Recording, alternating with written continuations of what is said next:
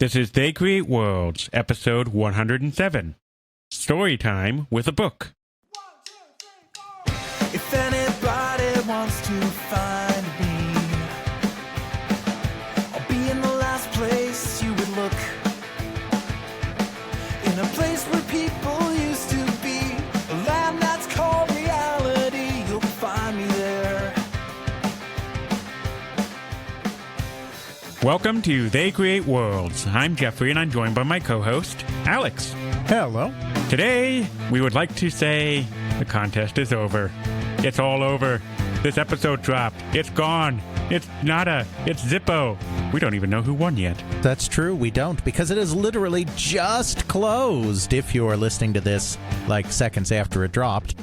If you're listening to this 5 years later, don't be sad. You didn't just miss it. You missed it 5 years ago. It's okay. That's true.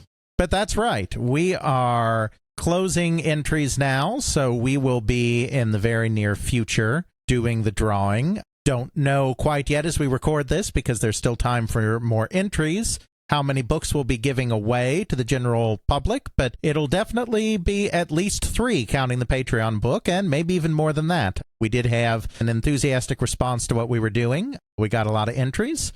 Yeah, hopefully the people that end up winning that are going to enjoy. We'll be back with details to those people as soon as we can. But of course, we're recording this well before February 1st. For some reason. The contest is still going on right now. Right. But it's over. It's over. It is over. How this is going to work is in the next few days here after this episode drops is I will correlate all the nice names together, throw them all into this wonderful virtual draw name thing, and then I have a list of winners. Yay! Then I will email those people and be, hi, nice person, you won. That's right. We'll do the Patreon drawing first, and one of our patrons will win that copy of the book. The patrons that don't win that copy will be thrown into that general drawing, and then we'll do a general drawing for 2 or 3, depends on what the final entry count looks like, and then get that news out there. Yep. So I'll contact whoever wins and give you guys like a week or 2 to try to respond to me as quickly as you can. Then I'll start working on arranging where we're shipping it to, what you want written in it, just our names, us in a little message, something like that. That's right. And then once I have all the winners confirmed, we will announce who those people are, if they're okay with it, on the next episode, the one that goes out on the 15th, barring that, the one that goes out March 1st. Absolutely, and we can also announce it on our Twitter. Did you know that we Twitter, Jeff? No, not the fact that I keep an eye on it nearly every day. That's right, we do Twitter. That's what the cool kids call it, right? No. No? We're not the cool kids. Oh. Yeah, the cool kids are using TikTok, so anyway. This is a good time to remind people that we do have a Twitter, though. We put it in the end notes of the episode. And we started something new and I hope fun this month, didn't we, Jeff? We did. So if you are already paying attention to it and have been following us, we give you historical facts of the month. That's right.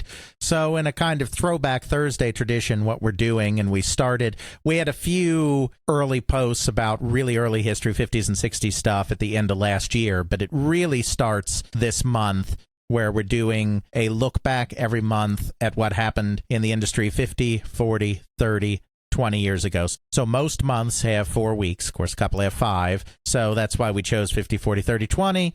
Each week, we post a fact of something that happened first week of the month 50 years ago, second week of the month 40 years ago, et cetera, et cetera. Just a short 280-character thing, just to kind of hopefully keep our name out there a little bit and engage a bit and get some more little factoids out there. Certainly, big shout out to our sister podcast, the Video Game Newsroom Time Machine, that does a similar deep dive in their podcast every month. That's certainly one of the reasons that I thought that this might be a good idea, but we're not stepping on each other's toes because we just tweet out one little 280-character thing about something that happened, and they take a month and go really, really in-depth on several things in that month.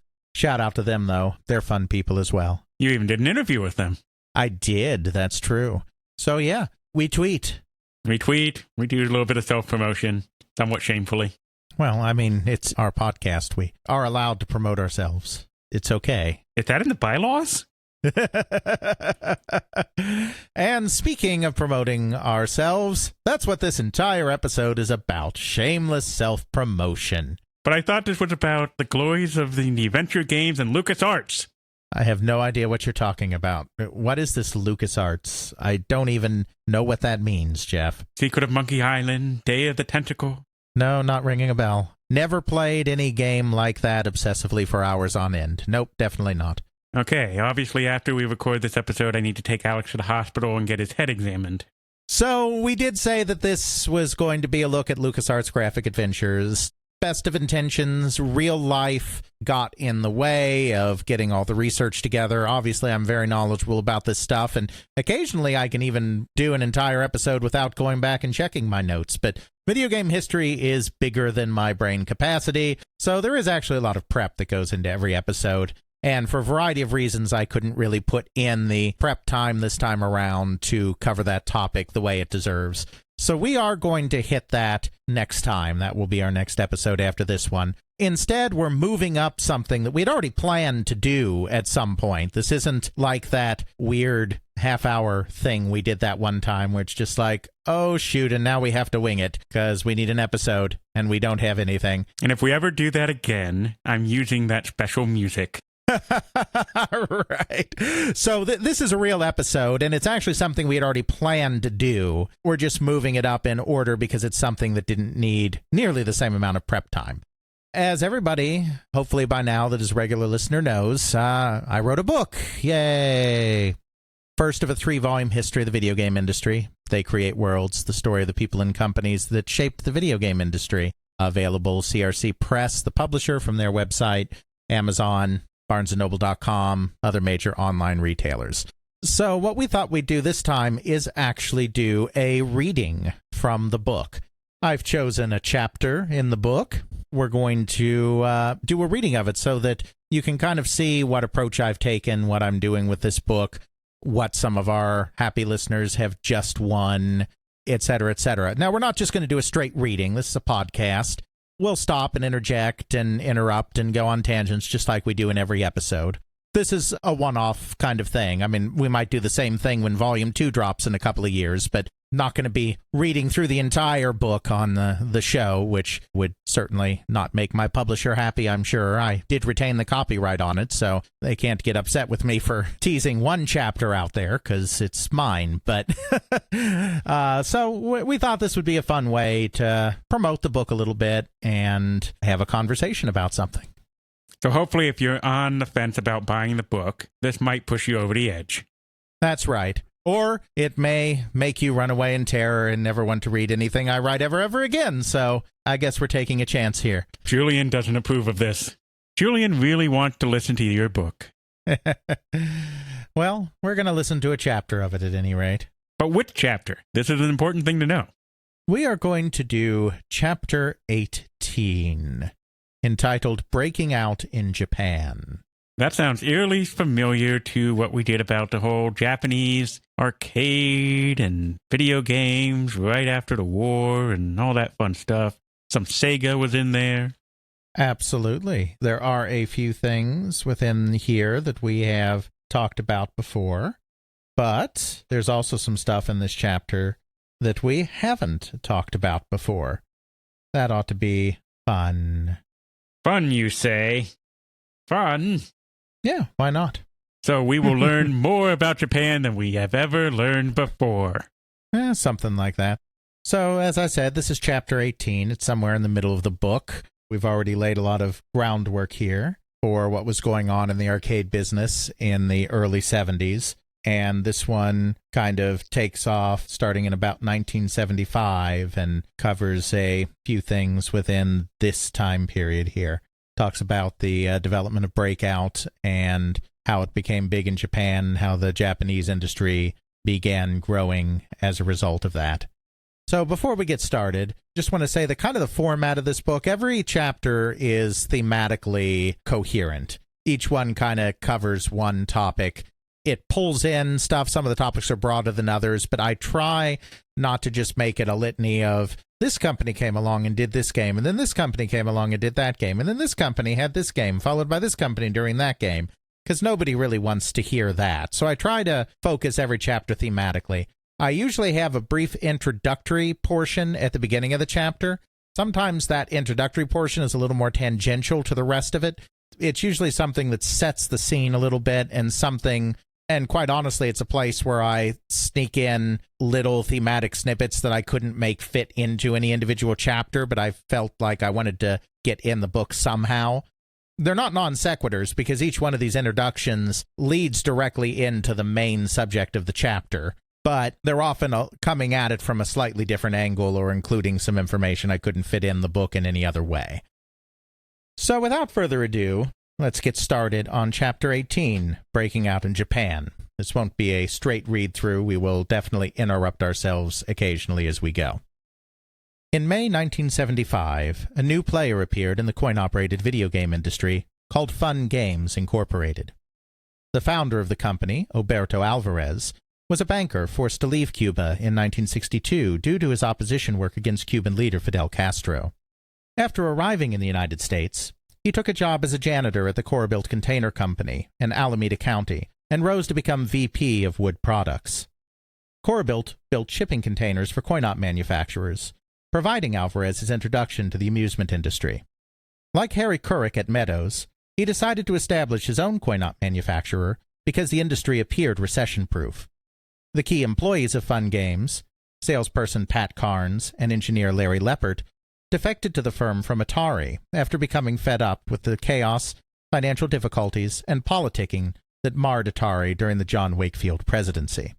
So obviously in that paragraph there's references to a few things. Meadows Games gets talked about in detail earlier, as does all of the chaos that was happening at Atari in the 1974-75 time period. Stuff that, as I'm sure you remember, we went into much detail on when we did 1 or 2 or 4 Atari episodes that one time. I think the count now for Atari is something like 6 episodes that are core Atari episodes, and we have tangential up to like 15. Yeah, well, they were a big deal. Leppert originally left Atari to work for a carnival supplier called Mar Quinn looking to break into the video game industry, and he illegally took several Atari schematics, circuit boards, and ROMs with him. When Mar Quinn folded soon after, Leppert joined Fun Games instead, where he completed the process of copying Tank using his pilfered Atari materials to develop a clone called Tankers. Real original name there. Tank to Tankers, huh? Yeah, definitely original. The next year, Leppert used the same technique to develop Biplane, which copied an Atari game called Jet Fighter that applied the one-on-one gameplay of Tank to aerial combat. Biplane proved to be a far bigger hit than Jet Fighter, but such flagrant theft of trade secrets resulted in a lawsuit from Atari that put an end to Fun Games' copying. Unable to compete with original ideas, the company collapsed and merged with Meadows Games in 1977. We've never done an episode on Fun Games, and we never will. There's too little there. But a little bit about them to begin this chapter. But what does this have to do with breaking out in Japan? Well, the next paragraph's going to tell us. One of the more unremarkable games released by the company in its brief lifespan was a 1975 ball and paddle collection called Take 5. Despite Pong-style games being completely blasé at that point, Fun Games updated it later in the year with 2 more games to create a new compilation called Take 7. Meadows considered Take 7 interesting enough to re-release after purchasing Fun Games, but it left little impact on the marketplace. Included in this update was a new Pong variant called Bust Out, in which the player bounces a ball off a paddle situated on the right side of the screen to break bricks arrayed on the left side of the screen. Like Fun Games' other products, Bust Out was also an Atari design adapted into a finished game. But unlike the forgettable Take 7, it would mark an important turning point in the industry when it was released in early 1976 under the name Breakout. Ah, so that's how we break out in Japan. That's right. Or at least we got the breakout part of it. There you go. So then we have a section break. I use section breaks within chapters to transition between stuff. By 1975, Atari was back on its feet after the disastrous Wakefield era and blazing a unique trail through Silicon Valley. Perhaps in response to the corporate atmosphere that had pervaded in 1973 and 1974, Nolan Bushnell penned a manifesto espousing his hopes for the firm going forward, in which he described Atari as a collection of dedicated people who could be friends outside of the corporate hierarchy and push the company forward together. This was not just empty corporate jargon. The Atari of the mid-1970s took on something of a frat house atmosphere, as marijuana smoke filled the air, beer busts celebrated the end of the working week on Friday afternoons, and men and women working at the company paired off into relationships lasting anywhere from a few days to several years. The executive staff socialized after work and on the weekend, while board meetings were often held in the hot tub at Bushnell's house in Los Gatos. When the company opened a new engineering building in 1978, it featured its own hot tub that saw alternating use by men and women during the week, but was co-ed on Fridays. So we just need to have some music, and then we will definitely have sex, drugs, and rock and roll that was the hallmark of the 60s in the 70s. Yeah, so this is actually something that's gotten a bit controversial recently. There have been some academics that have been doing research on this period and about Atari culture. Atari was born at the tail end of this kind of 60s revolution. It was born in Northern California, kind of right in the heart of where this was going on. I mean, Silicon Valley wasn't quite at the heart of the hippie movement, but San Francisco's nearby, Berkeley's nearby. The free speech movement, the women's lib movement, sex, drugs, and rock and roll, free love, all of this was happening around the company. So some of those characteristics became a part of the company. There's been a lot of debate recently on whether the Atari culture was sexist, with some academics that are really involved in women's studies aspect or women in game studies aspect of this question, saying that it was very much sexist. It's complicated. It's a culture that would not be tolerated in our time, no question. The way our society has evolved, we would not consider the Atari culture appropriate. I want to be very clear on that. It is a culture that was created by men and with an executive structure that was largely populated by men. So I can understand why there is a great desire to see that as some kind of strange sexist culture that was perpetuated by the people on top and yada, yada, yada. I think the truth's probably more complicated than that.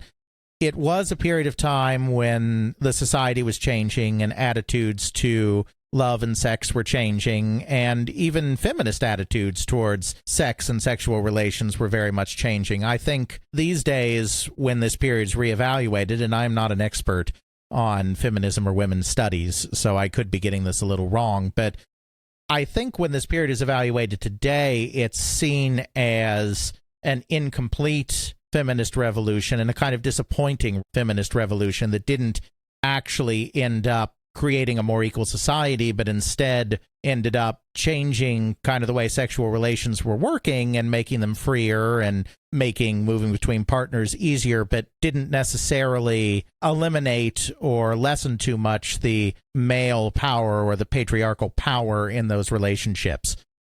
It seems to me that at the time, it wasn't necessarily viewed that way by the people participating, and it feels like at Atari in particular, there are women that won't talk about their experiences at Atari, and there are women that were clearly uncomfortable about some of their experiences at Atari. But it does feel like there was equal opportunity for advancement, and there are many women that did work at the company that felt like they were very well treated in this period, and felt like it was a fun company, and felt that women and men were being equally sexually overcharged or getting involved in this kind of culture, and that therefore it was consensual, even if it's something that, if we look back today, 45 years later, seems very, very odd. So I don't think that we have all the answers here, and my book is not a social or a cultural history, so I don't touch on all of this in great detail anywhere in the book. It's more of a business and technology history. But I did feel I needed to acknowledge that this was going on, which is what I'm doing here briefly. This chapter, before it gets into Breakout, kind of catches up on where Atari is and where it's going in this time period. That's certainly such a big, complicated, and hot-button topic that is going on today that really neither of us really have any kind of experience. Sure. I mean, I think to a degree you see what you want to see in it, and I think that that's why it's become such a divisive issue. I don't think there's enough direct evidence of what was going on at the company to just be able to say, okay, that was really terrible, or hey, this was really good. And so I think with the spotty evidence that we have, in part, people see what they want to see. So if you're on the lookout for sexist practices and unequal practices, you can definitely find some at Atari, and then because you can find some at Atari, I think it's very easy to broadly apply that to the whole company, which is not necessarily wrong. I'm just saying that if that's the direction you're looking to go, you can find the evidence there. Whereas if you want to say, no, it was just a fun-loving culture, everyone was doing it, nobody, or almost nobody, I'm sure some people were uncomfortable, but almost nobody was being made uncomfortable, and if you were uncomfortable, you weren't trapped there and you could move on. I think if you want to pull that out of it, there's also a perfectly good argument for that. And I think that's why this issue has become kind of divisive, is because there isn't an easy answer and there isn't an easy set of proofs that you can apply to it. I don't take a side in the book, but I did want to kind of acknowledge that some of this was going on. So continuing with the culture then. The culture of Atari largely reflected the ages and personal beliefs of the participants. At the time, engineering jobs continued to be largely associated with either the military-industrial complex, only beginning to fade in importance as the Vietnam War inched towards its conclusion, or corporate behemoths like IBM that valued conformity over individuality. Atari offered a place for a new breed of engineer exposed to the student protest and women's liberation movements prevalent on Bay Area college campuses, and desirous of avoiding working on guided missiles or the massive mainframes that calculated the kill ratios in Vietnam. Young, idealistic, and perhaps a little distrustful of authority, these individuals were naturally drawn to a company like Atari that not only peddled fun rather than destruction, but also encouraged flexible hours, relaxed dress codes, open avenues of communication across all levels of the company, equal opportunity for advancement based on merit, and a great deal of freedom in the game development process. Nolan Bushnell set the tone at Atari with his outsized personality, gregarious nature, and insatiable curiosity. He also took the lead in developing the party-like atmosphere that pervaded Atari culture, reasoning that a bunch of young men and women working long hours to develop new video game product would appreciate the ability to blow off steam at work just as much as traditional corporate perks. While the day-to-day mundanities of running a corporation proved anathema to him, he gladly sold the Atari vision to investors in the press and nurtured the best ideas coming from his engineering staff while making them feel valued. Nothing delighted Bushnell more than walking through the engineering labs to see all the cool new games under development. He often could not resist contributing his own ideas, however, forcing Al Alcorn and Steve Bristow to watch him like a hawk and remind their engineers that Nolan did not manage R&D and engineering. Nolan's ideas would be forgotten in a few days anyway, as became excited about the next big thing. Keeping the company on track fell to company president Joe Keenan. Unlike his predecessor, Keenan was not that much older than the rest of the team and understood the value of keeping a loose atmosphere. Unlike Bushnell, however, he was a competent administrator who could keep the day-to-day operation of the company flowing smoothly. While Atari placed a lot of emphasis on having fun, Keenan made sure that all departments were working hard and hitting targets before engaging in extracurricular activities. And that's one thing that I think gets a little lost in all of this talk about what was going on. There was drug use at the company. It was happening. It was mostly, as near as I can tell, confined to the end of the day. It was really kind of a blowing off steam kind of thing. Now, a little later in the company's history, it gets a little wilder. We talked about how things with the programmers kind of spiraled more and more out of control in the early 1980s. I think the culture was very different then, but in these early days, you don't have a lot of anecdotes about the programmers being on drugs. The executive staff was clearly using, at the very least, marijuana. But heavy use was generally confined to the end of the day. I don't talk about it in the book, but they had their so-called 501 meetings, where at the end of the day, those that partook of marijuana would go up to Bushnell's office to light up. But at the end of the day, not going down there and making decisions while high. There's that. I mean, they worked very hard, and they made sure that they were meeting targets, and they were being responsible in that manner, but they definitely had a loose atmosphere. It wasn't your typical corporation. In its first few years, Atari did not employ any staff with extensive experience in the coin-op business. But that changed in late 1974 when the company hired Gene Lipkin, whose father, Saul, was a celebrated coin-op salesman with American Shuffleboard. Although Lipkin initially attended Ball State University in Indiana, he dropped out to enter the coin-op industry by working for a distributor and became the sales manager of Allied Leisure in 1970. He grew disenchanted with the company during the Pong boom when a promised per-unit commission on the smash hit Paddle Battle failed to materialize, and departed the company to join Atari in late 1974 as a director of special projects because he was enamored with a multi-game arcade kiosk being developed by the company. In March 1975, Pat Carnes departed Atari as part of the Fun Games defection, and Lipkin moved into his former sales role while picking up the VP of Marketing title as well. With his extensive contacts in the industry and his skill as a deal maker, Lipkin played a key role in stabilizing Atari's sales over the next few years, as did his friend Frank Ballou, a former salesman for copier company A.B. Dick, whom Lipkin hired into Atari as sales manager in mid-1975. Lipkin and Ballou possessed a keen sense for what games would be successful in the marketplace, and were not afraid to kill games in development early if they looked to be losers, which helped Atari release a steady stream of modest hits throughout the rest of the 1970s. Lipkin also introduced new marketing sophistication to the coin-op business by hiring Carol Cantor as manager of marketing services in 1976. At the time, the only real market research the coin-op manufacturers engaged in was putting their prototypes out on test in local arcades and measuring the coin drop. This gave the manufacturers a good idea as to whether a game would be successful in the marketplace, but they never explored why a particular game did well or fared poorly. Cantor may well have been the first true market researcher in the history of the coin-op industry, and she frequented local arcades to speak with players and discover what they really liked and hated about the games on the market. She would then pass this information along to the engineers to help them refine their games. While this new practice was looked upon with skepticism at first, the results were so useful that Cantor soon had a whole team of market researchers reporting to her. So there's an example of a woman in a high-level and a valued role in the company, and she's gone on the record in more recent times during some of these controversies to say that she was very happy at Atari and thought Atari had a great culture and didn't think anyone was engaging in anything that they didn't want to. Obviously, you can't know what's going on with everybody around you. I'm sure there are examples that are counter to that, but the general narrative is actually very positive on the Atari culture from the women that were actually there.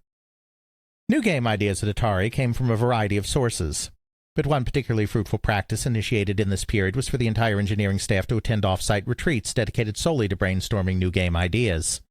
These retreats started at a local Holiday Inn before moving to Pajaro Dunes. The best ideas would be compiled in a book for future reference, and engineers could bid for projects in which they were particularly interested. One such project that Bushnell particularly championed was yet another take on the ball and paddle genre, brainstormed in January 1975, and inspired by the Ramtech game Clean Sweep from 1973. The idea was to keep the screen-clearing gameplay of the original, but to turn the dots of the game into a solid field of obstacles off which the ball would ricochet even as it knocked them off the screen. While Bushnell truly believed this concept would be a winner, none of his engineers proved willing to work on the game due to the collapse of the ball and paddle market. Therefore, Bushnell and Bristow took the unorthodox step of giving the project to a mere technician, a loudmouthed, filthy, often obnoxious 20-year-old, named Steve Jobs. Stephen Paul Jobs was born on February 24, 1955, to Joanne Schiebel and Abdul Fattah Jandali, and adopted at birth by Paul and Clara Jobs. Paul, a former Coast Guard sailor working as a collection agent, moved the family to Mountain View, California in 1960. He instilled a deep love of design and craftsmanship in his adopted son through his hobbies of woodworking and refurbishing and selling used cars. It was through automobiles that Jobs first became exposed to electronics, but it was living in the heart of the region quickly developing into Silicon Valley that allowed his interest in technology to flourish as towns like Mountain View filled up with engineers and other technology experts. After a move to nearby Los Altos, Jobs attended Homestead High School, where in addition to continuing his studies in electronics, he began hanging out with the counterculture crowd and experimenting with LSD. After graduation in 1972, he matriculated to Reed College in Oregon and cultivated an interest in Eastern mysticism and Zen Buddhism. Bored at Reed, he dropped out soon after arriving, but continued to hang around, adopted a hippie lifestyle, and started walking around barefoot, following extreme vegetarian diets, and rarely bathing because he believed his diet would prevent body odor. Side note, he was wrong. Really? Yeah. In February 1974, he returned to Los Altos and managed to secure a job as a technician at Atari by walking into the lobby and refusing to leave until he was hired. That sounds like Jobs, doesn't it? Yeah, cultivating that interesting Steve Jobs reality distortion field. Pretty much. None of the engineers at Atari liked Jobs, whom they perceived as arrogant and opinionated, and who usually smelled terrible. But Nolan Bushnell saw something in this brash yet intelligent and philosophical young man, and placed him on a night shift so he would not have to interact with many people. In April, Jobs left the company to travel to India with his college friend Dan Kotke to further his quest for spiritual enlightenment. He convinced Atari to pay his airfare as far as Europe in return for delivering a fix to one of Atari's latest games to distributors in Germany and Italy. This isn't in the book, but ironically, that was actually more expensive than if he had just flown to India direct from the United States, but they thought they were doing him a favor. After 7 months in India and 12 weeks of primal scream therapy in Oregon, Jobs returned to Atari with a shaved head and saffron robes in early 1975 and wrangled his old job back. He continued making frequent trips back to Oregon, but often needed additional funds to make the journey. Perhaps remembering how Atari helped him the last time he traveled, Jobs went to see Joe Keenan, claimed a guru he needed to meet would be visiting Oregon soon, and asked if he could do something to earn some extra money. The day before, Bushnell had sketched out for Keenan on his blackboard the recently brainstormed clean sweep-style game that had failed to generate much enthusiasm. Sensing an opportunity to build Bushnell's pet game project, Keenan took Jobs to Bushnell's office to show him the sketch and offered Jobs a bonus if he could engineer the game with fewer chips than the typical hardware of the day. Jobs took the assignment, but he did not really possess the engineering skill to put together a complete arcade game. He did, however, count among his friends a brilliant engineer named Steve Wozniak. Born August 11, 1950 in San Jose, California, Stephen Gary Wozniak came by his fascination for engineering honestly. As his father worked on defense projects such as guided missiles at Lockheed and tutored his precocious son in electronics from an early age. In 1960, Wozniak read an article about the pioneering ENIAC computer, began immersing himself in Boolean logic, and fantasized about having a computer of his own someday. Like Jobs, Wozniak attended Homestead High School, where he took an advanced electronics course and participated in a work-study program at Sylvania once a week, in which he learned Fortran and programmed a computer for the first time. He also discovered mini-computers and began designing his own on paper. Upon graduation, he matriculated to the University of Colorado at Boulder, but left in 1969 after being placed on academic probation and being disciplined for using university computers to run a series of mathematical programs and print the results, which ran his class well over budget for computer time. He returned home to San Jose and enrolled at De Anza Community College while continuing to design computers in his spare time. After a year at De Anza, Wozniak quit school and gained employment at a small computer company called Tenant. Using parts from his employer, Wozniak built his first computer prototype with the help of a younger friend named Bill Fernandez, which they called the Cream Soda Computer, in honor of their beverage of choice during the project. This may have been one of the first personal computers built, but it was accidentally destroyed when a reporter from the Peninsula Times came by to do a story and stepped on the power supply. After the completion of the project, Fernandez told Wozniak that he should meet a classmate of his at Homestead who shared Wozniak's love of practical jokes and building electronics, named Steve Jobs. The two Steves bonded immediately over a shared love of pranks and electronics and Bob Dylan, and they soon embarked on an entrepreneurial scheme together. In September 1971, as Wozniak prepared to return to school at Berkeley, he read an article in Esquire about the practice of phone phreaking, in which individuals created devices called blue boxes that could emulate the tones of the routing signals used by AT&T and its long-distance network to place free calls. Wozniak and Jobs decided to construct their own blue box together, after which Jobs suggested they sell it. This illegal venture ended quickly when a potential buyer robbed them at gunpoint in the parking lot of a Sunnyvale pizza parlor. Don't do crime, kids. Don't do crime. That's right. Don't do crime, because crime's bad, okay? In January 1973, Wozniak secured a position at HP designing calculators. Soon after, he was introduced to video games through a Pong unit at a local bowling alley. Wozniak now had a new fascination, and he decided to build his own version of the game. After studying how televisions and video signals worked, he crafted a complete Pong unit out of 28 chips, a remarkably small number for the time. To further enhance his version, he added a feature that caused words like hell and damn to appear on the screen when the player missed the ball. By the time he had finished the game, Jobs was working at Atari, so Wozniak showed it to some of the engineers while visiting his friend one day. Al Alcorn offered him a job on the spot, but as far as Wozniak was concerned, he already had his dream job at HP designing circuits, and he never planned to leave. While Wozniak turned down the opportunity to work at Atari, he loved playing the company's games, and Jobs would sneak him in at night so he could play the latest arcade hits for free.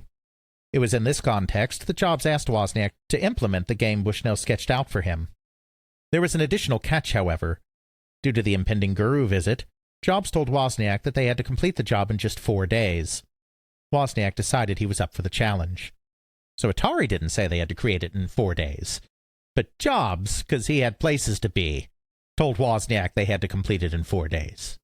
Jobs is an interesting character. Yes. Over the next 4 days, Wozniak designed the layout of the hardware during the day. and Jobs produced the wire-wrapped circuit boards based on these designs at night, as Wozniak spent a few hours playing Grand Track 10 while waiting to test the newest revision. When the 4 days were over, both Steves had contacted mononucleosis, but the game was completed using a mere 45 chips, an astoundingly low number in a time when TTL games usually required more than 100. We have to remember that this is not a microprocessor game yet. Everything's done with transistor-to-transistor logic, individual integrated circuits, dozens upon dozens of them. You don't have a general purpose CPU or chip running everything and then you code it to do the thingy.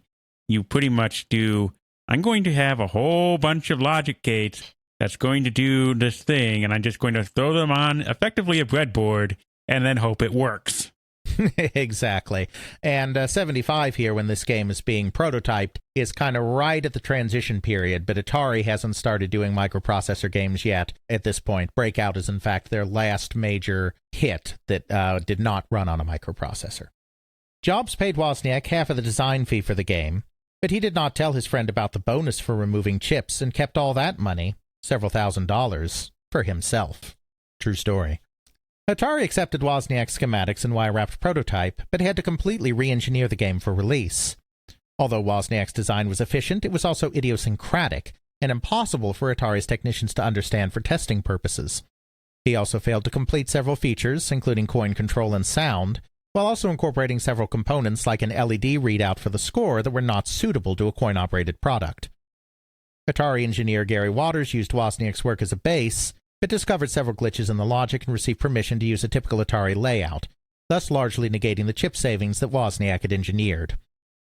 Jobs told him, save all the chips you can. He didn't also say, you have to make a product that will actually realistically function in an arcade environment. So, they'd never use an LED score in a video game at this point. A couple of early ones, particularly in Japan, did. But that's just not something you would do. But Wozniak did it because, hey, you told me to save chips, and if I'm doing the score in LED, then that means that I don't have to have this character generator chip here. Exactly, and that's why later on, when he goes and designs the original Apple and the Apple II, it has interesting characteristics with the display. Yeah, which we, of course, talked a little bit about in our episode on some of that early computer hardware.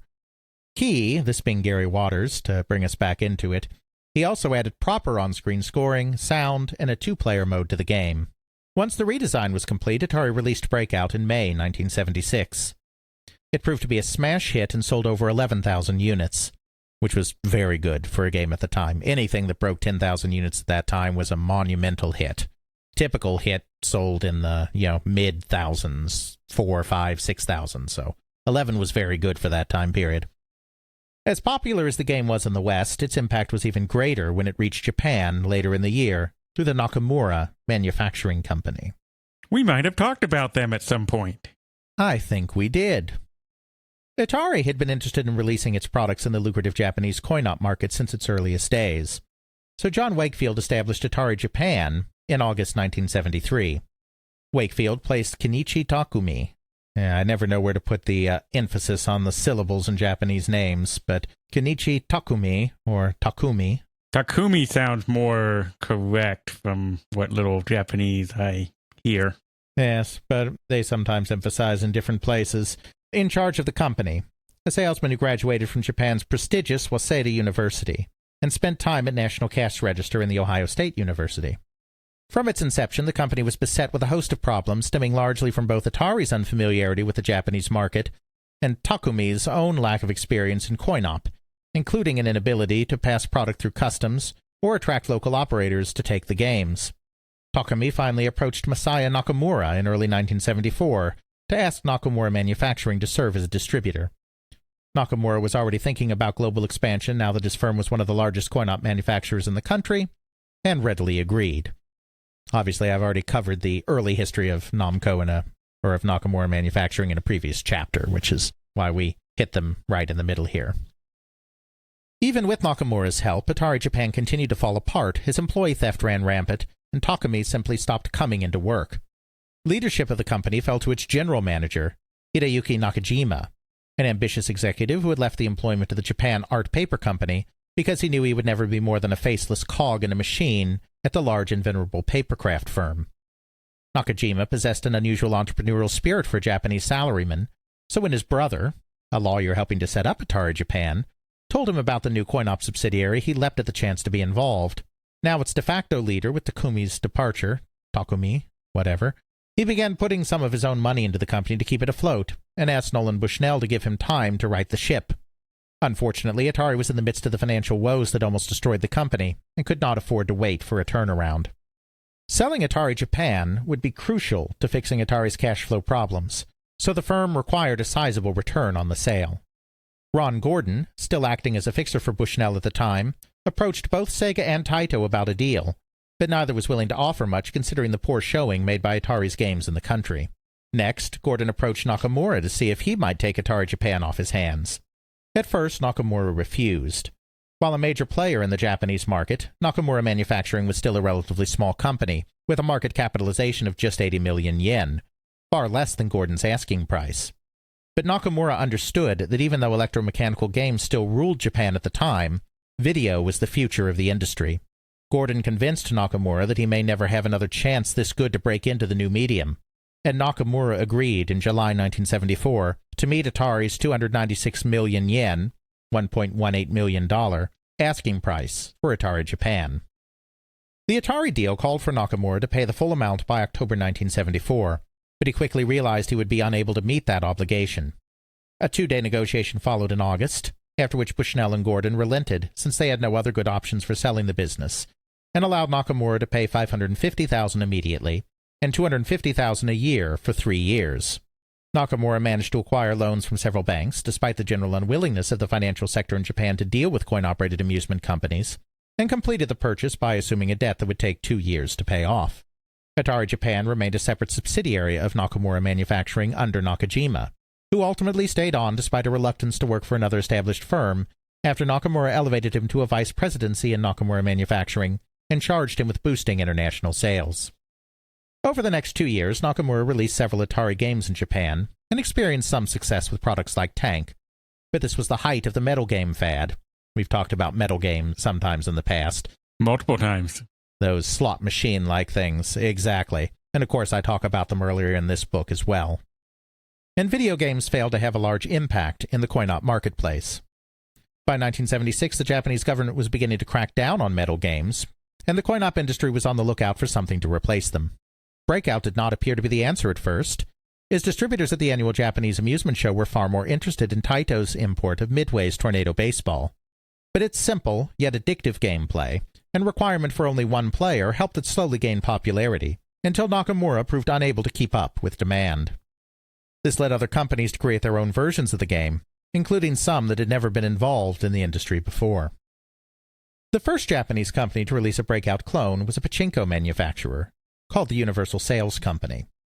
Founder Kazuo Okada grew up poor and fatherless in the aftermath of World War II, but managed through hard work and perseverance to gain entry to a Japanese technical college and become an expert on vacuum tubes. In roughly 1963, Okada discovered an old jukebox in a trash pile and realized he could use his knowledge of vacuum tubes to repair it. He subsequently established a jukebox repair business and over the course of 6 years amassed savings of roughly 20 million yen, a significant sum for an entrepreneur in Japan at that time. In 1967, Okada began installing and operating jukeboxes, leading him to use his life savings to establish the Universal Lease Company in 1969. In July 1970, he started a manufacturing division in order to produce pachinko machines. He discovered that manufacturing required a different skill set than operating, however, and ran out of money within 2 years. With no banks willing to lend to a coin-op company, Okada convinced some of his fellow manufacturers to extend him credit to keep the company afloat until it reached profitability. That's something about Japanese business that's very different from American business, is that there's, even amongst competitors, there's a certain amount of collaboration and a certain amount of cross-company investment, as everyone kind of looks after the larger industry in addition to looking after their own interests. Yeah, we brought this up before in at least a few of our Japanese looks about how much they do interact and really prop each other up. I believe in relation exactly to, like we were saying here, with Space Invaders and Galaxian and some of the other ones where they just sort of they sort of copied each other, but they supported each other. It's almost like, yeah, we're in competition, but it's friendly competition where I'll help you out because I know you're going to help me out later.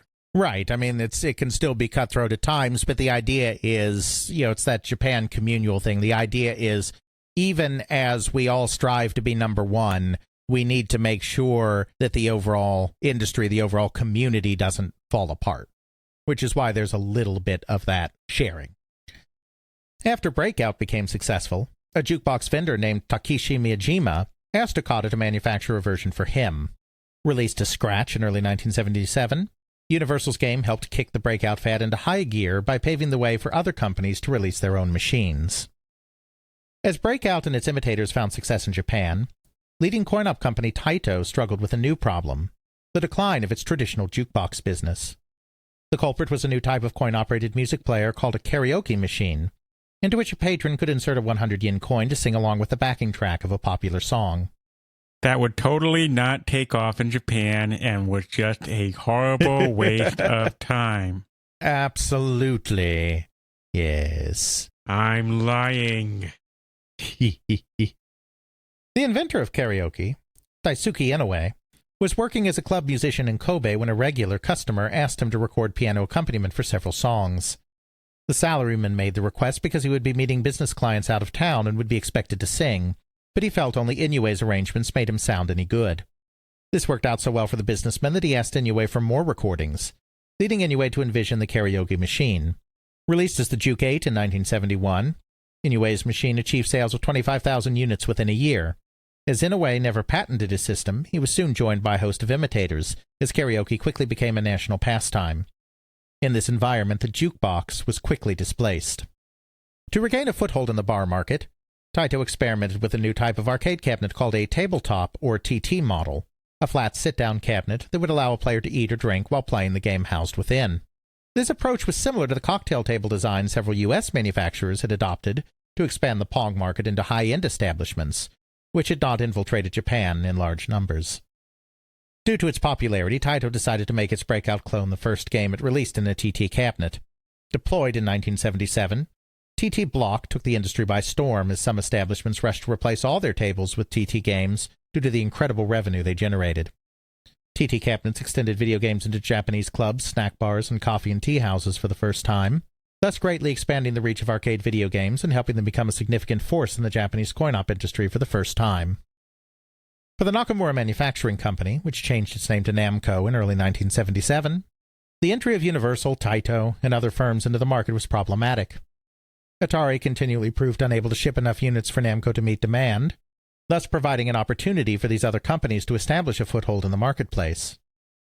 The success of Borokuzushi, or blockbusting games, also attracted the attention of several Yakuza clans, organized crime syndicates that ran many of the less savory business enterprises in the country. Indeed, Nakamura himself was approached by a Yakuza representative who promised to make his competition problems go away if he would only cut the clan in on his business. Wanting nothing to do with organized crime, Nakamura traveled to Europe to make a personal appeal to Nolan Bushnell at a trade show for more supply, but he found the Atari boss hung over and in no state to make a deal. Feeling out of options, Nakamura decided to break his contract with Atari and begin making his own PCBs of the game, fully bringing Namco into the video game manufacturing business. This decision left Namco poised to become one of the most important coin-op manufacturers in Japan as the video game industry matured. By 1978, government crackdowns on metal games, long tarnished by gray market operators who would allow players to exchange tokens for prizes, because gambling's illegal in Japan, had brought Japan's biggest coin-operated amusement fad to a halt. Japan's four largest coin-op manufacturers, Sega, Taito, Namco, and Costco, responded to these new market conditions in different ways. Taito focused on importing the latest video games from American companies like Midway, Exidy, and Meadows, supplemented by a small amount of internal video game development by its original video game engineer, Tomohiro Nishikado. Namco remained focused on its Atari video game business and domestic electromechanical output, but began researching the possibility of developing its own video games as well. In contrast, Casco chose to focus exclusively on electromechanical games, a decision largely driven by the company's lack of expertise in solid-state design and inability to attract an outside partner for collaboration. Casco never would fully commit to the video game industry, and the firm slowly faded in importance. Japan's top coin-op manufacturer, Sega, followed a slightly different path from its competitors. After Gulf and Western purchased the company from David Rosen, Marty Bromley, and partners in 1969, Rosen made a point of becoming close with both G&W CEO Charles Bloodhorn and G&W President Jim Judelson. Impressed by Rosen's ambition and drive, they offered him an opportunity to form a new Far Eastern conglomerate that could rival G&W's holdings in the West. Gulf and Western Far East Pacific was created in Hong Kong in 1970, with Rosen as president and Sega Enterprises as a subsidiary. But the era of conglomerating was rapidly ending, and the market conditions in Asia at the time did not lend themselves to this scheme. In 1974, G&W wound up the company so that Bloodhorn and Rosen could take Sega public in the United States instead. Rather than take Sega public directly, G&W employed an elaborate scheme centered on its many subsidiary companies. One such firm, Consolidated Brands, owned just over 53% of a publicly traded cosmetics firm called the Polly Bergen Company that had been transformed into a shell corporation when its cosmetics business was sold off to a rival firm in 1973.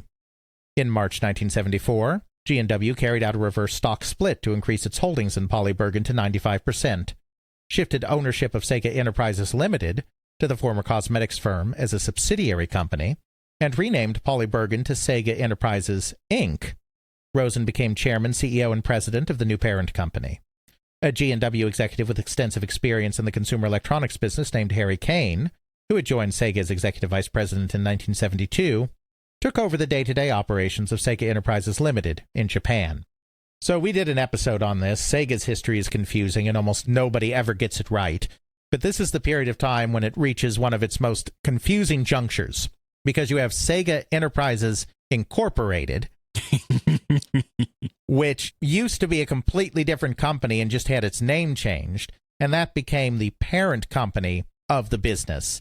And then Sega Enterprises Limited, the Japanese company, became a subsidiary of Sega Enterprises Incorporated, an American company, and that situation continued until Gulf and Western got rid of stuff. But that's one of those areas where people don't understand sometimes the difference, and who can blame them? Sega Enterprises Incorporated and Sega Enterprises Limited, two different companies? What now? Ooh, what now?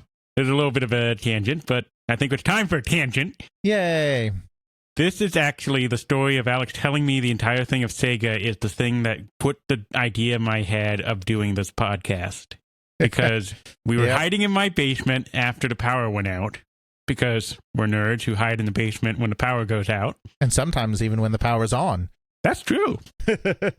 So, since the power was out and our original plan of playing something or other completely fell through, he just started telling me about his research into Sega and the entire convoluted, nightmarish history of it. And I'm just laying there enthralled in the story, and I just go, in the back of my head, someone other than me's got to hear this guy talk about stuff. So that's an idea that just kept bouncing around in my head, and then as things developed more and more, I just thought one of these days when we were having dinner, I was like, I want to record this stuff. I want to record it and put it out there and see, on a mad whim, how many people would actually listen to this. Little did I know, 4 years later, and episode 107 with this one, we're still doing it. Absolutely. By 1974, Sega was bringing in revenues of just over $23 million, with a profit of $2.4 million. Most of this income came from the operations division, which placed roughly 20,000 Sega arcade games in 7,000 locations throughout Japan. Sega also continued to import Rockola jukeboxes and Williams pinball machines for distribution, and to operate the Rosen Enterprises network of movie theater gun corners. To supplement these locations, Sega established a chain of game centers patterned on the Sigma Enterprises game Fantasia Milano that offered metal games and similar amusements. Sega remained a major manufacturer of coin-operated games as well, which were built at a 135,000-square-foot facility near the Haneda Airport in Tokyo. Sega expended most of its efforts on the metal game market and achieved notable successes with a console roulette wheel machine called Pharaoh and an elaborate horse racing game called Harness Race. The company also began developing its own video games by adapting the light gun technology it had been using for the electromechanical games in its gun corners for years to create target shooting games incorporating light-sensitive gun-shaped controllers called Balloon Gun, 1974, and Bullet Mark, 1975. Its first video hit, however, was a baseball game called Last Inning, 1975. Finally, Sega was the only Japanese company to manufacture a complete range of coin-op amusements after introducing Japan's first domestically produced pinball machines in 1971. With business booming in Japan, David Rosen was eager to expand his operations into the United States. In May 1974, the company opened its first U.S. office under the auspices of Sega Finance VP Malcolm Kaufman. In early 1975, Rosen reached a preliminary agreement with the financially troubled Seaberg Corporation to purchase its Williams Electronics subsidiary, but the deal fell through. That July, Rosen established a new subsidiary called Sega of America in Redondo Beach, California, centered around a 50,000-square-foot factory that could build Sega games for the American market. Bullet Mark was the first game built at the factory, but it proved a flop with North American operators due to the gigantic size of the cabinet. A scaled-down version called Tracer was therefore developed and released the next year. In 1976, Sega turned its attention to driving video games to capitalize on the massive success of Taito's Speed Race in Japan. In February, the company deployed a game called Road Race, designed by Hideki Sato, that featured the same basic gameplay as Speed Race, but used circuitry that directly manipulated the monitor to distort the picture and give the illusion of a winding road for additional challenge. They basically played with the magnetization of the coils in the CRT itself so that the top of the screen became distorted, just like back in the day, enterprising young people might have put a magnet up to the side of their old CRT television if they were the nerdy type and watched as the picture bent and changed color and whatnot because you were changing the magnetic field because you were using a magnetic field to dictate how the screen was being drawn by the CRT. And so they were basically doing the same thing that young kids used to do, except they were doing it deliberately inside the hardware itself so that it looked like you had a curvy, windy road, but in fact, it was just messing up the television to give that illusion, which is kind of interesting. It really is, and the old way that televisions work with being completely messed up by magnets, and kids could actually ruin a television by leaving a magnet on it. Yep. I may have done this to one television. That's why a lot of PC monitors that were CRTs actually have a degauss function on it, because just the length of time that a lot of those monitors did and all the complicated things they did would just naturally introduce these kind of interferences, and you would have to periodically run degauss, which just sent a big EMP pulse right at the screen in order to just reset everything. Yep. Absolutely. And it was fun. The last time I had to do that was about 3 years ago. Wait, Jeff, it's 2020. How the heck did you have to do that in 2017?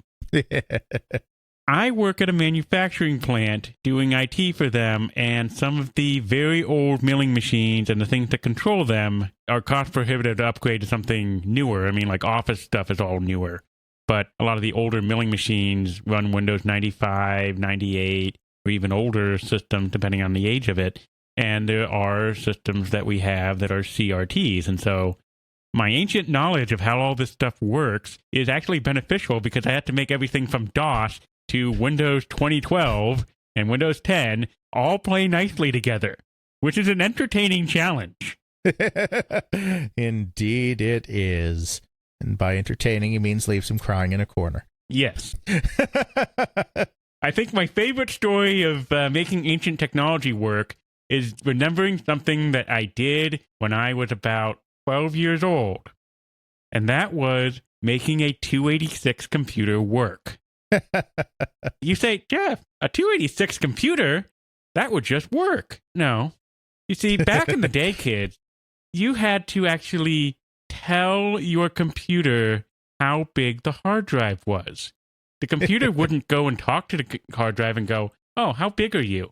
And the hard drive would then say to the computer, I am 20 gigabytes. Well, this time it was more like 20 megabytes, but case in point. You had to actually tell the computer, I have this many cylinders, this many sectors, this many heads, this many whatever. You have to tell the geometry, have it right in the BIOS, and make it work. We have an old computer that I had a nice little box that said, pray you never have to open this box, because it's the stuff that I had in order to fix the 286 computer. I only had to open this box once. We've since gotten rid of this thing, so I'm happy. The thing that happened was there was a major power outage over the weekend, so the machine was off. as so happens is the BIOS battery in it had gone away and died. So it lost its hard drive parameters. Okay, well, why won't this thing work? Is this dead? No. Is this dead? No. Wait, why does the BIOS not have auto detect? Oh, it's one of those systems. So I had to go look at the hard drive, get its model. I had to go onto the internet, and thankfully to the glories of ancient archives on the internet, I was able to interpolate the geometry of the hard drive. And then the thing went up, and then it worked. And everyone was happy, and the day was saved. Yay! And Jeff died with more inside. Something like that. No, it's a great story. It seriously is, and some great ingenuity there getting that solved. Yeah, but tying back to the CRTs, it's just like, if you ever get a plan, if you have like a junk CRT you can actually lay your hands on, ruin it by playing around with it with a magnet. It's fun. Absolutely. In August, the company released a variant called Man-TT that replaced the cars with motorcycles and the steering wheel control with handlebars that vibrate after a collision, the first instance of haptic feedback in a video game. In November, the game was rebranded for the North American market as The Fonz, to capitalize on the popularity of the motorcycle-riding bad boy of the hit television sitcom Happy Days, produced by another Gulf and Western subsidiary, Paramount Television. A lot of these games are super rare, but there is, unless it's vanished since I last looked at it, there is one single video, a brief one, of gameplay of an actual Fonz game in a cabinet. Because since these were all TTL games, there's no code to dump. There's no ROMs to dump. So MAME, for instance, has very, very, very few TTL games. There are a couple in there because a couple of really popular ones people went to the effort of recreating in software.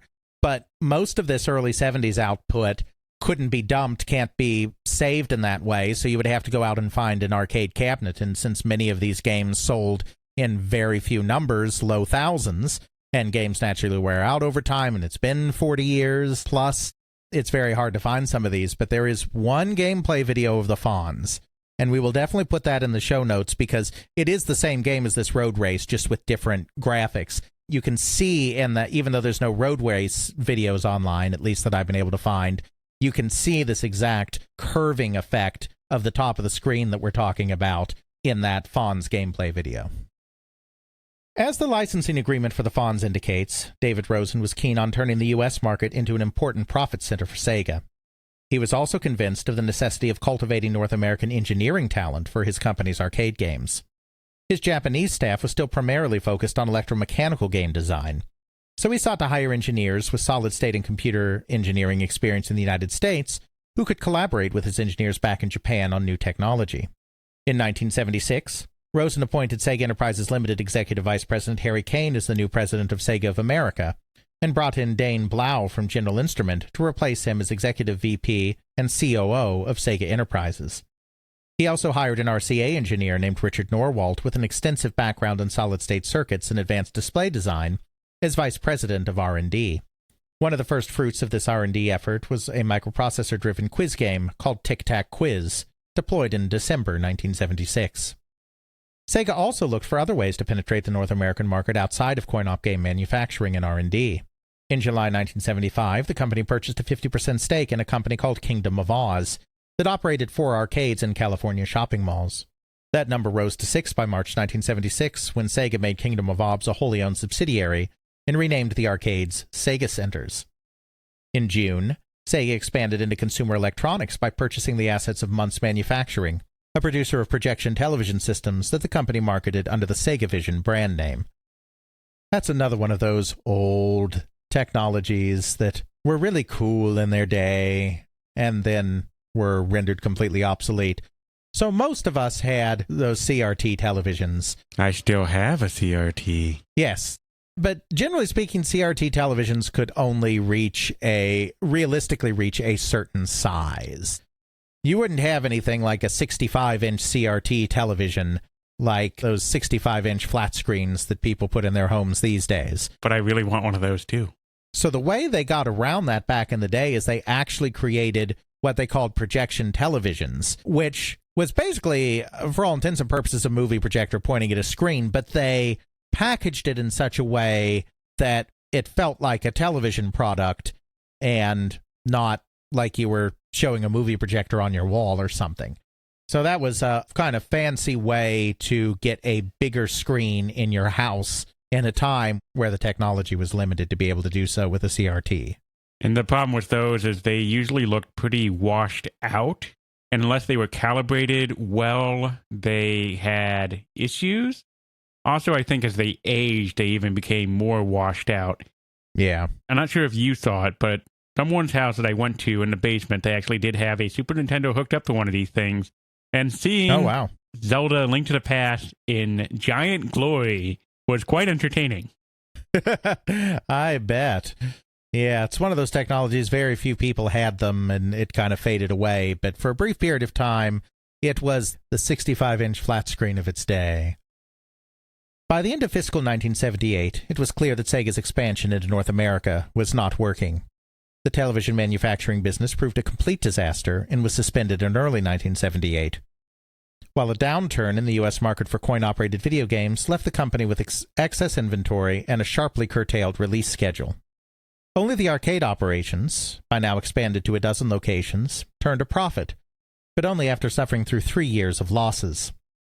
Therefore, while the Japanese arm of the company continued to perform well, and overall revenues increased from $23.9 million in 1975 to $37.2 million in 1978, profits steadily trended downward from $2.6 million in 1975 to just $347,000 in 1977, before stabilizing at $1.9 million in 1978.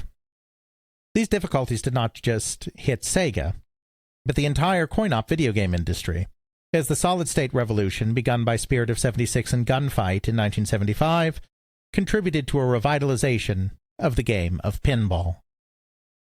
And scene. Scene? That's right. But I want more. I just played pinball last weekend. I need more pinball. Well, in that case, you would have to get your hands on a copy of this book here, which is admittedly an expensive product, I'm aware. Believe me, I wish that we could offer it for a cheaper price. A mainstream publisher was never going to publish this. You know, your Penguin, your Random House, whatever. They are such detailed, deep dives into this industry, and the general public is not quite there yet to the point where they really want this deep a dive into this subject. So it would never have gotten the volume sales. I could have self-published, but as somebody who had never been published before, self-publishing is a great way for somebody to get something out there if they've already built up some credibility and are already well-known and already respected, but have an idea for something that nobody will release. If somebody like me self-publishes, I just get lost in a sea of self-publishers because anybody can self-publish. Amazon's self-publishing services and all of this, I mean, anyone can self-publish today. I want my work to be credible. Even if that means fewer people read it, I want to be recognized. It's like, okay, this guy didn't just do this on his own. A publisher looked at his work and decided this guy has got something that is worth backing. So that meant that I had to go the academic press route. Academic presses, just because of the way they operate, they sell fewer copies of books, generally speaking, which means that they have to increase the price to compensate because they have all of the same production expenses as anyone else does, and then they make fewer sales on the back end. So it's tough that it has to be this expensive, but it was the only way to do it. But as I hope that sample chapter showed, if you do decide to make that investment, I believe you will own something that tells the story in a way it's never been told before, that tells the story with detail that has never been done before, and unearths a lot of information and reconfigures a lot of existing information to tell the story in a new way and provide a deeper understanding of what actually happened in the history of this industry. And it certainly feels to me like it's very much follows a narrative, sort of like what we do in the podcast, except almost at a higher level of that, where It's just more summarizes there. Because what we talked about, or what you just read, I was thinking, like, okay, we had this episode where we covered that in detail. We covered the Atari thing here in that detail. We covered Breakout in this one. Nakamura Manufacturing, Sega. Yep. In that chapter alone, we probably hit a good 5 to 10 episodes of this podcast. No, I think that's absolutely true. And then there are a few little things like fun games, which, we didn't talk about. Which don't really fit into a podcast theme, but, fit into the context of the book. So it is all very complimentary. It's all coming from the same place. If you like the kind of in-depth, fact-based, research-based examinations we do in this podcast month in and month out, and if you don't, why are you still here after 107 episodes? Stop torturing yourself. Then I think that there is also something in this book that you will enjoy. I mean, some people prefer audio to actually having to sit down and read something, and that's totally cool. I get that. But if you're someone that likes the work that we're doing on the podcast, and you're also someone who likes to read, I think that there is something here that is very good, and I think there is something here that will prove its value. And believe me, I'm not getting rich off of this. The fact that it's this expensive, I don't get a huge cut of every book, so it's not like I went out there and was like, I'm going to make money, I'm going to make this super expensive. It's really about getting the book out there in a credible way and making this whole thing work and getting this out for people. Again, that book that we just read an excerpt from is They Create Worlds, the story of the people and companies that shaped the video game industry, Volume 1, 1971 to 1982. Those we've said before. It does cover stuff from earlier time periods as well. Covers a lot of stuff going on in the 50s and 60s. And that book is available from the publisher itself's website, CRC Press. It's available from Amazon.com. It's available from other online retailers. You won't find it in your local bookstore, but you'll definitely find it online in plenty of places. There's ebook versions. There's a Kindle version. That's basically what we've got here. I hope you enjoyed us taking a look at some of the book and doing some of our normal podcast banter on top of that. Certainly. Congratulations to whoever gets to win at the end of this thing. We'll hopefully get to announce those people on the 15th with the LucasArts episode. If not, we'll do it with the March 1st episode. I don't even have to ask you this time, what are we doing next time? I know, we're doing LucasArts and Adventure Games. Yes, and unless I'm full of lies again, which is always possible. I mean, he lied to us before about having a single-part episode dealing with Magnavox. Why not? And maybe we'll even have some nice, delicious cake with those episodes. Do I have to go make cake now?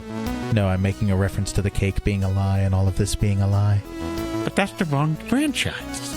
If you're going to do that, you have to talk about taking over the world. Well, I think we'll just start with LucasArts Adventure Games. They took over the world? Took over Germany at least. I like Germany. They have some of the best stall food ever. Absolutely. So anyway, we will see you with LucasArts Adventure Games next time on They Create Worlds. But that's my line. Yes, but not this time. Okay. Bye, everyone.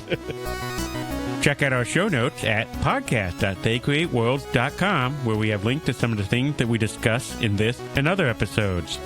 You can check out Alex's video game history blog at videogamehistorian.wordpress.com.